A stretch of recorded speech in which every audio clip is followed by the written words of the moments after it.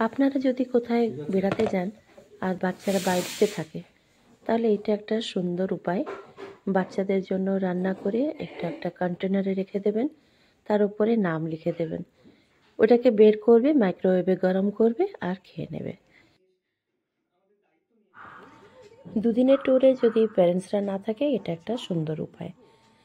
প্রায় দেখবেন সব বাড়িতেই বাচ্চারা এটা তাদের খুশির সময় হয় যে প্যারেন্টসের অ্যাবসেন্সে ওরা চায় গ্যাস বার্নারে কিছু করে নেবে বা ইলেকট্রিসিটি ইউজ করে নেবে কিছু জন্য, আয়রন করলো বা রান্না টান্না করে নিল।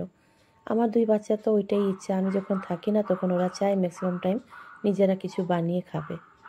কিন্তু আমার যেহেতু একটু ভয় লাগে, এত তো বড় হয়নি, সারা জীবনই পড়ে আছে এইসব কাজ করার জন্য। যতটা সময় আমি পাই তাদেরকে সেফ সাইডে রাখার চেষ্টা করি। তাই আমি এগুলো সব করে দিয়ে একটা কন্টেনারে ভরে ফ্রিজে রেখে গেলাম। আমার শ্বশুরমশাইয়ের সব শুদ্ধি কাজ হয়ে যাওয়ার পরে প্রথম পুজোটা আমরা চাইছিলাম তারাপীঠে করে আসি। এতদিন তো মন্দির টন্দির কোথায় যাওয়া হয়নি এক বছর, তাই ইচ্ছা হলো যে তারাপীঠে প্রথম পুজোটা দিয়ে আসবো। ডিসিশন নিলাম দুজনেই যে গাড়িতে যাব না, ট্রেনে যাব। তাই হাওড়া থেকে রামপুরহাট এক্সপ্রেসে আমরা উঠলাম সকাল 11:50-এ আর রামপুরহাটে গিয়ে নামলাম 3:30। খুব সুন্দর ওয়েদার আর টাইমিংটা পুরো পারফেক্ট।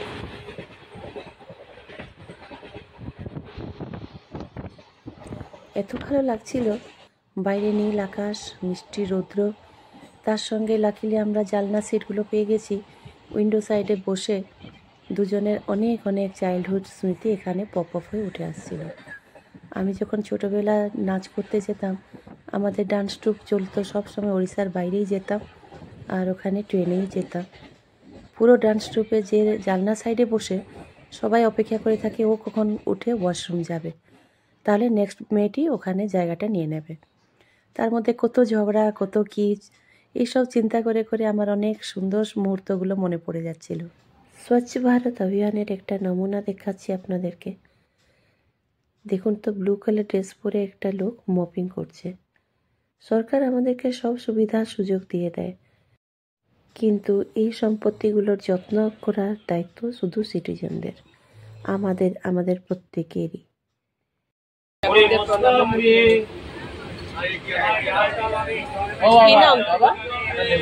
কি নাম রে শিব ঠাকুর? কি নাম? মিটু শিব না? একটু লিপস্টিক লাগালি না কেন? আরো ভালো লাগছে। তারা মায়ের দর্শন আগে দেখা দিলেন আমাদেরকে শিব ঠাকুর। আজকাল ছোট ছোট বাচ্চাদেরকে নিয়েও বিজনেস হয়ে গেছে, তাই বহুরূপী সাজিয়ে আজকাল আর যারা ভিক্ষা করে ওরা তাদের ছোট ছোট বাচ্চাদেরকে এরকম ট্রেনে উঠিয়ে দেয়। ওরাই পয়সা, খাওয়া দাওয়া সব কিছু লোক থেকে চাইছে, স্কুল টুল না গিয়ে। আর এরকমভাবে ওরা তাদের ভরণ পোষণ চালিয়ে যাচ্ছে। এই বাউল গান শুনেই আপনারা বুঝতে পারছেন কোন স্টেশনের কাছে। একদম ঠিক বুঝে গেছেন, আমরা ক্রস করে গেছি বোলপুর আর যাচ্ছি রামপুরহাট থেকে। এখানে আরেকটা কথা বলি, রামপুরহাট স্টেশন আসার আগে কিন্তু তারাপীঠ রোড নামে একটা স্টেশন পড়ে।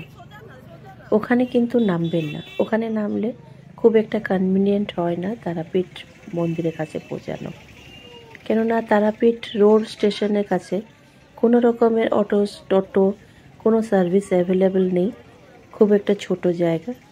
তার জন্য বেটার হচ্ছে রামপুরহাট থেকে নেমে ওখান থেকে তারাপীঠে যাওয়া। ওই স্টেশনের সামনে আটলা মোড় যাব বললেই ওরা গাড়িগুলো দেখিয়ে দেয় যে কোনটা তারাপীঠ দিকে যাবে। আটলা মোড় যে নামটি শুনছেন ওটা হচ্ছে তারাপীঠের সেন্টার পয়েন্ট। দেখুন ব্যাগ তুলছে আমাদের অটোর উপর, ব্লু ব্যাগটা আমাদের এইভাবে মাল এইভাবে নিয়ে যায় উপরে, ক্যারিয়ার আছে, ক্যারিয়ারে রেখে দেয়। রামপুরহাট স্টেশন থেকে বেরোলেই সামনে দেখবেন এরকম টোটো, অটো, শাটল সব রকমের সাইজের গাড়ি পাওয়া যায়। কোনটাতে 4 জন, কোনটাতে 10 জন, এরকম করে ওরা লোক দেখে ওই রকম গাড়ি ঠিক করে দেয় আর মাথা পিছু নেয় 50 টাকা। যদি ডাইরেক্ট বুক করে যান তাহলে 150 থেকে 200 টাকা মতো।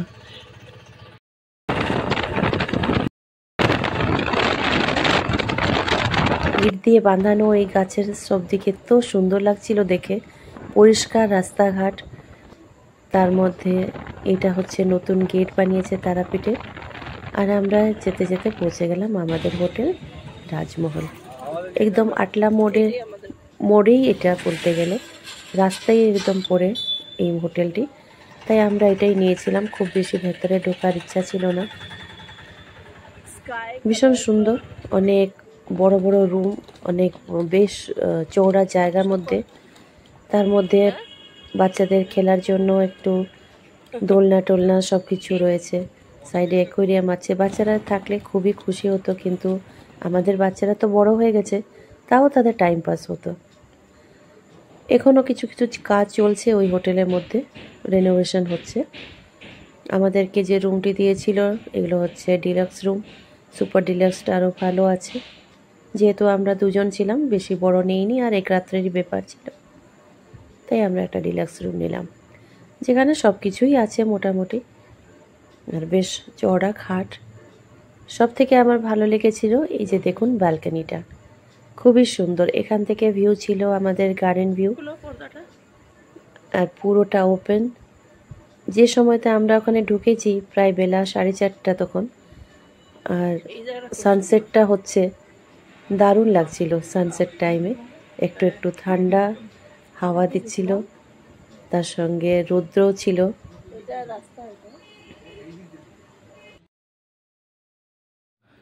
ওই যে দেখলেন ওদিকে মেইন রোড, আর সামনে যেটা দেখছেন ওপেন এরিয়াটা, ওখানে কার পার্কিং।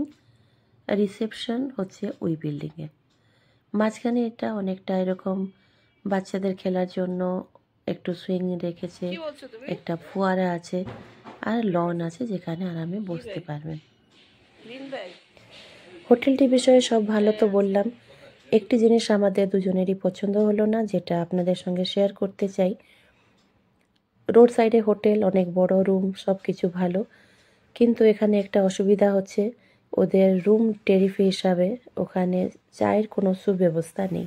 শীতের দিনে হোক বা যে কোনো সময় যদি আপনারা চায়ের শৌখিন থাকেন তাহলে এখানে অসুবিধা হতে পারে, কেননা সন্ধ্যার 5টার আগে ওরা চায় দেয় না, আর সকালে 8টার আগে ওখানে চা পাওয়া যায় না। এরকম যদি রুমে কেটল রাখতো বা টিউবে রাখতো তাহলেও আমরা বানিয়ে নিতে পারতাম, ওই সুব্যবস্থাটুকুও ওখানে নেই কোনো রুমে। হয়তো সুপার ডিলাক্সে থাকবে আমরা জানি না, কিন্তু ডিলাক্স রুমে ওই ব্যবস্থা নেই। তাই আপনাদেরকে বেরিয়ে গিয়ে সকালে সামনেই চা খেতে হবে, যে দোকানগুলোতে চা বানায় ওখান থেকে, বা ফ্লাক্সে নিয়ে এসে রাখতে হবে। আরেকটা হচ্ছে ওখানে ব্রেকফাস্ট ইনক্লুড নেই। ম্যাক্সিমাম হোটেলে ওখানে দেখলাম ব্রেকফাস্ট ইনক্লুড থাকে না। কারণটা তো জানেনই সবাই, যত ভিজিটার্স আসে সবাই পুজো করার জন্যই মায়ের কাছে আসে ডাইরেক্ট, তাই ওরা খালি পেটেই আসে, পুজো করার পরে ওখানে যা পায় তাই খায়। এরকম তো মন্দিরের আশেপাশে অনেক ভালো ভালো রেস্টুরেন্ট আছে, ওখানে সব কিছু খাওয়া পাওয়াই যায়। তো আমরা সন্ধ্যার সময় একটু চা স্ন্যাক্স আমাদের হোটেলে অর্ডার করলাম। 6টা 6:30 নাগাদ আমরা বেরোলাম একটু হেঁটে হেঁটে মন্দিরের আশেপাশে ঘুরে আসতে। আর এই যে দোকানগুলো দেখছেন, ওখান থেকে আমি আমার মা, শাশুমা, আমার ফ্রেন্ড সার্কেল, নেইবার আর বাচ্চাদের জন্য অল্প কিছু জিনিস কিনলাম। ডিনারটা শেষ করে দিয়ে হোটেলে ফিরেছি। সেদিন তো পুজো করলাম না, নেক্সট ডে সকালে আমরা ফেমাস বেঙ্গলি অ্যাক্টরের সঙ্গে পুজো করলাম। কীরকম করলাম আপনাদেরকে জানাবো। Stay tuned, by.